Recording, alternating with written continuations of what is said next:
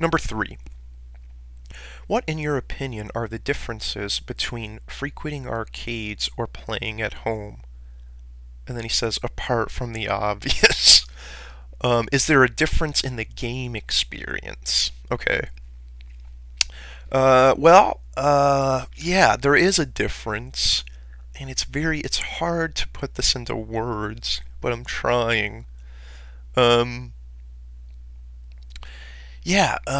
okay. The arcade, is an experience in itself because you're walking into an entire environment. I mean, despite the fact of how cool your game room is, most of the time it's just you by yourself, right? Or maybe like a buddy or something, and you're playing on your console, and it's all well and good. But there's something about it's kind of like, I guess it's kind of like the difference between going to a movie theater and watching the movie at home, on your DVD or something like that. That's what I would akin it to, like when you go to the arcade, you're like walking into an actual experience, like an environment where there's all kinds of noises and sounds, and there's like this atmosphere, I guess, is the best way to describe it. And you're going in there, and you can just kind of sense it. It's like you can kind of sense like all these other people like having fun and playing these games, and you feel like you're part of a more of a like a community type setting. And unfortunately nowadays this is less and less, because really, you know, the arcades are dying, and now usually only see like the bigger kind of what I kind of refer to these things as like gimmicky video games. I mean, the ones where you sit in something or you drive something or you shoot something. It's almost like somebody said, well, people don't care about these regular arcade games where you just stand there and, you know, with a joystick and a button. And for some reason, those have gone away. And maybe it's just the nature of the market, and people just aren't interested in those anymore. But um, yeah, so it's hard to kind of capture this feeling nowadays, and especially because of all the advances in technology. I mean, the home consoles now are actually beyond what you can get in the arcade, so more people are drawn to playing at home. But yeah, a big difference in the experience. And when you're at home and you're on your console, you don't have to keep plugging quarters in, right? And you can really like get more involved, I think, in a game at home because they're usually longer. And I mean, you can really be immersed in a game at home, and you can't do that in the arcade. So there's definitely pluses and minuses to each. All right, number 4.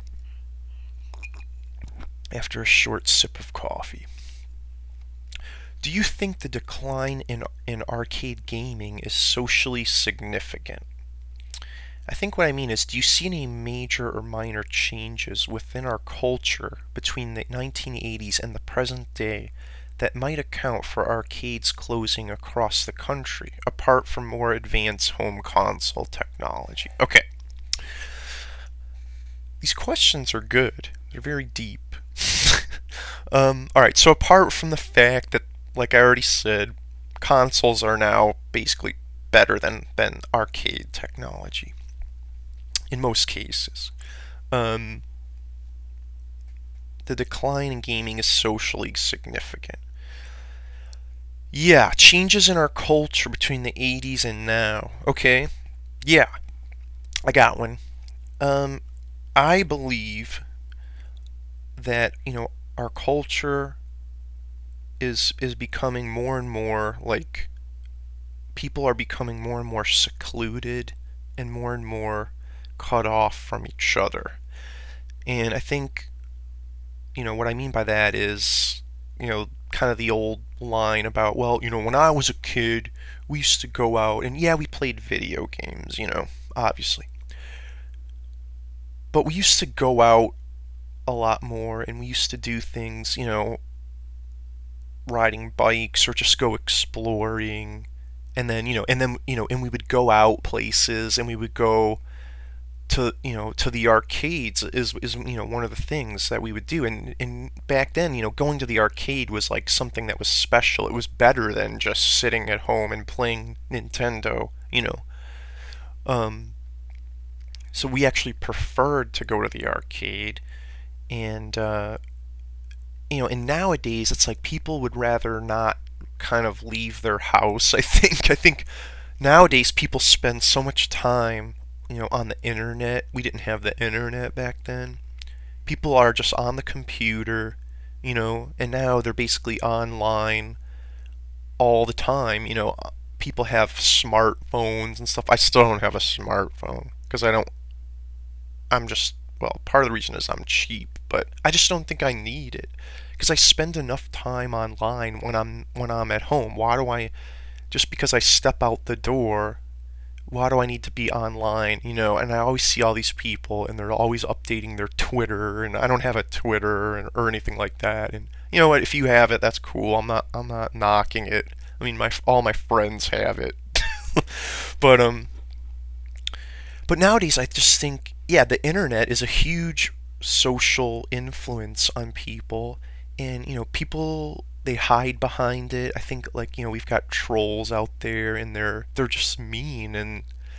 Um and yeah, people would rather just stay hidden behind their computers or their online gaming systems rather than really just get out and see the world. And it's kind of, it's a disturbing trend, I think. But I think it's just going to get worse, and I think society is eventually going to just corrode altogether, um, and to a point where, like, nobody talks to each other. Like, I think that's in one of those books that we had to read. Either it's like Brave New World or 1984 or something like that, where, like, nobody, like, that's what it was like. Nobody really talked at all. It was very weird. And unfortunately, I think we're heading towards that if we continue on this path. Alright, so yeah, that was real cheerful, huh? And all that just from asking about why are the arcades closing. Alright, so now number 5. What are some of your happiest gaming experiences? And what are some of your fondest gaming memories? Why do you think these instances stand out for you? So that, Mike, that's actually 3 questions that you've disguised as one, but I'll do my best to answer. My happiest gaming experiences are, uh, you know, basically like those pivotal points in my childhood, like the first time I played a video game, uh, which was when my dad took me to that first arcade. And in my very first video on the other channel, the ColecoVision one, that's kind of what I talk about. But yeah, I still remember my dad taking me and, like, playing, Pac-Man and Elevator Action, and watching my dad play Galaga, and at the time thinking, like, well, this really doesn't appeal to me, but and already having somewhat of a sense of, like, what kind of games that I liked and didn't like. And then of course, that Christmas when my parents got me my first gaming system, or first and only, I should say, that they got me, the ColecoVision. I love that thing, and I just only had 4 ColecoVision games, which I've done the reviews on. And after I did them, I realized that those were the only 4 that I had, and the rest I had were all Atari games.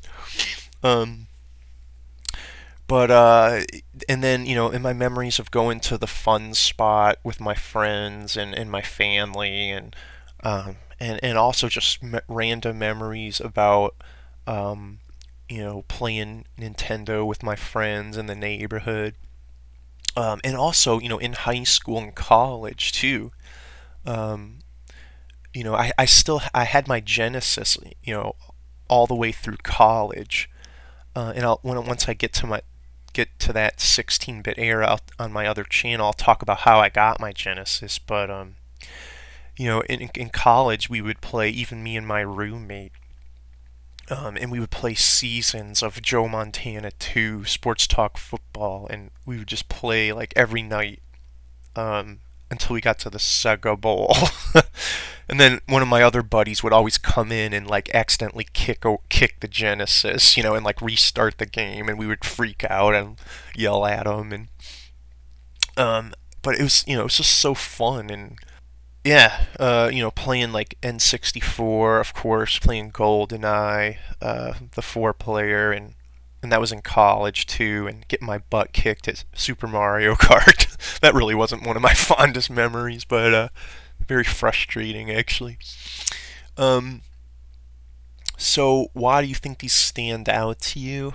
I don't know. I mean, they they they were just significant, like a couple of the firsts, they were some of the firsts that I had: the first arcade, the first home console, and the rest of them are all, they're all playing games with my friends, like I mean, I have a couple memories of when I beat certain games by myself, but really it doesn't even, to me, those aren't as important as when you were playing with a friend, or a group of people. Those are the times that I think are that matter more.